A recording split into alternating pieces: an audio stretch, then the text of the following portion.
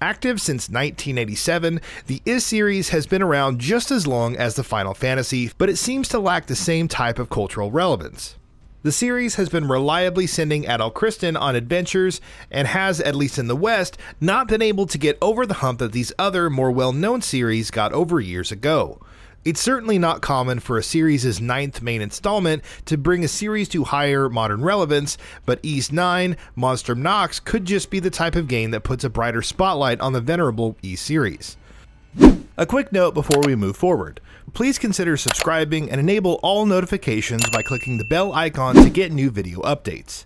And while you are at it, also please click like if you enjoyed this video. It really helps us out. With that out of the way, let's begin. Without straying from the series' established mechanics or narrative roots, Monstrum Nox creates an intricate, dynamic action JRPG, one whose combat is addictive and whose characters are engaging, resulting in what is easily one of the series' best entries and an early contender for 2021's shining JRPG. Noted series trouble finder Adol Christin and pal Dogi come once again to the center of the conflict, this time in the city of Balduque, which is controlled by the Roman Empire and is known for its massive prison. Immediately on the run to escape from said prison, Adol runs into a mysterious figure known as Aprilis, who shoots him with a magic bullet and turns him into a monstrum, giving him a special superhero-esque power and allowing him to enter an otherwise inaccessible world known as the Grimwald Nox to fight the monsters there. The catch is that Adol, along with the 5 other monstrum he meets, isn't initially allowed to leave the city. What ensues is a tale of deciphering both the monstrums themselves and the city they're trapped in. It's evident from the get-go that something is amiss when the prison and the people in charge, especially from the interludes between chapters that give perpetual hints as to what is really going on in Balduque, and over the course of the 30+ hour story, their connection starts to clear up. The mystery isn't the whole story though. Instead, for the majority of the runtime, Ys 9 is almost entirely character-driven. Each of the 5 other monstrums you meet has a chapter almost entirely dedicated to them. In gameplay, these act as your methods of inviting them to your party to help you unravel the confusion, but narratively each chapter delves into each monstrum's underlying troubles. They're not all particularly thematically unique or thoughtful, as you might roll your eyes when they talk about how someone's courage was on the inside all along, but some of them actually touch on darker themes than other games in the series or genre might. It's certainly more lighthearted than not, but the touch of depth in the storytelling is a surprising and interesting addition.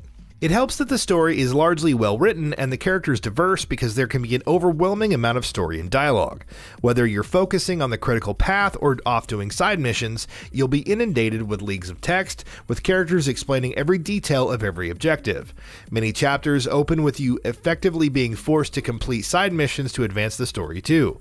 It begins to make sense structurally and narratively by the end, as completing these missions opens up a vortex to the Grimwald Nox, and some side missions play a role in the main story, but it's a major tone shift to go from fighting a major boss to being required to help a shop owner publicize their goods.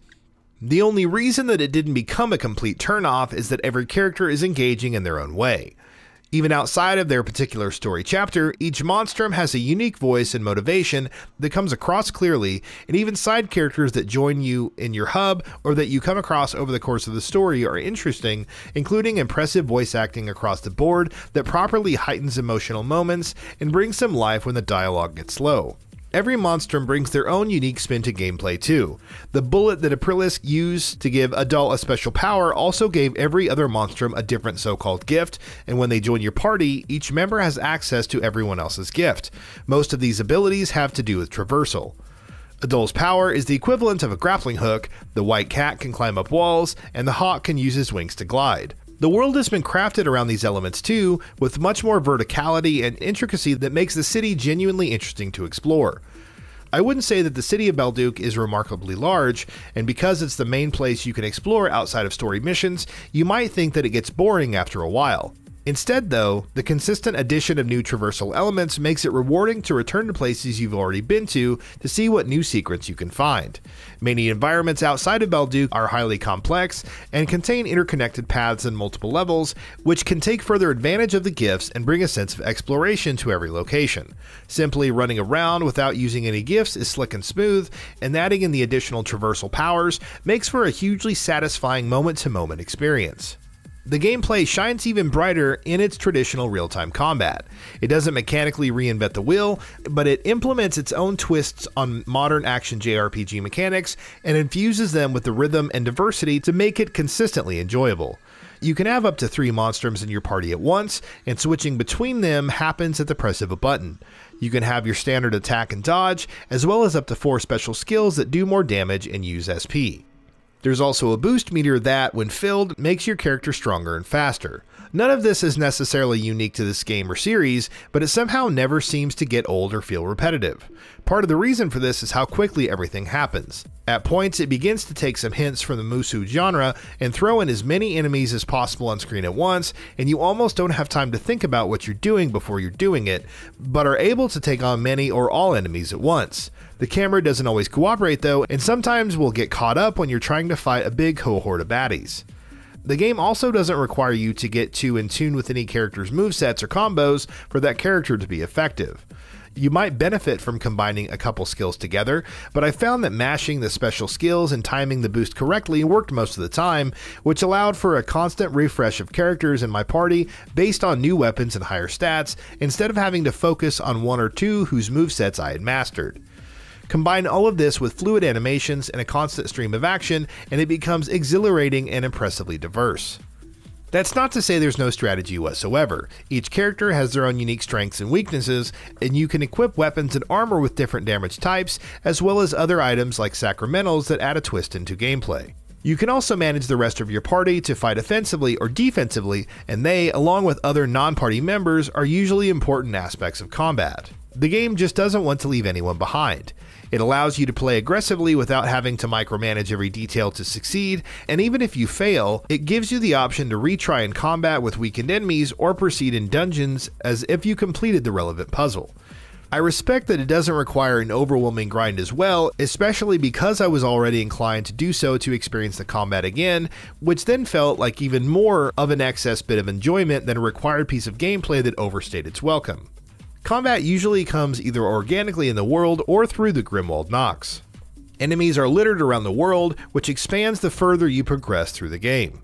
Each story chapter takes you generally to a different place around the world and lets you explore new areas, whether it's underground or in an entirely new location.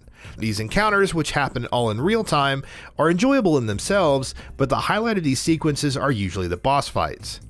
Bosses are commonly massive and difficult enough to be satisfying yet not infuriating, and it always lets you dial down the difficulty if you're stuck. They're highly diverse and often mesmerizing in size, and it rarely feels like bosses become formulaic. The other main source of combat comes through the Grimwald Nox, which only the monstrums can access. You go into the Grimwald Nox about once per chapter, and these fights, even more so than boss fights, are often where your skills are tested the most. They consist of multiple waves of enemies attempting to destroy a centralized crystal, and they get increasingly long and difficult as the game progresses. I found these fights to be the most satisfying because of how much they test your skills of managing larger groups of enemies in tandem with larger, more difficult individual ones, as well as how they build on one another over time. Some of these become more frustrating than any boss because of the fragility of the crystal, but completing them is just as satisfying as fighting a boss, and you can replay them to get higher scores and ranks after the fact. Technically, Ys 9 doesn't push the boundaries that recent JRPGs like Final Fantasy VII Remake or Persona 5 Royale do, but it makes up for it with enough diversity in characters and level design. Environments are commonly filled with dull colors, and textures are muddy, especially in some of the flatter locations outside of Balduque. Character models are more colorful and diverse, especially among the main characters, and even the dozens of enemy types bring a bit more life to gameplay. Everything is backed by a wonderful soundtrack that is mostly peaceful during gameplay, but ramps up in impactful story moments. Ys 9 Monstrum Nox makes the case for the Ys series to be put in the top tier of JRPGs. Its combination of established mechanics and storytelling, with addictive combat and a wonderful cast of characters, lets 30 hours feel like a breeze. It's one of the more accessible Ys games in the franchise and is easily one of the series' best, even when hampered by some overlong dialogue and a finicky camera. Consistently engaging in almost every diverse moment of gameplay, Monstrum Nox delivers one of the most exciting recent entries in an already packed, well-established genre. Ys 9 Monstrum Nox brings a wide array of impressive gameplay elements in concert with a wonderful cast of characters to make an exhilarating, thoughtful package that's one of the series' best. So, what are your thoughts on this? Go ahead and share them in the comments below. And if you like this video, please subscribe to the channel and enable all notifications by clicking the bell icon to get new video updates. We upload every day and we would really appreciate your support. Thanks for watching.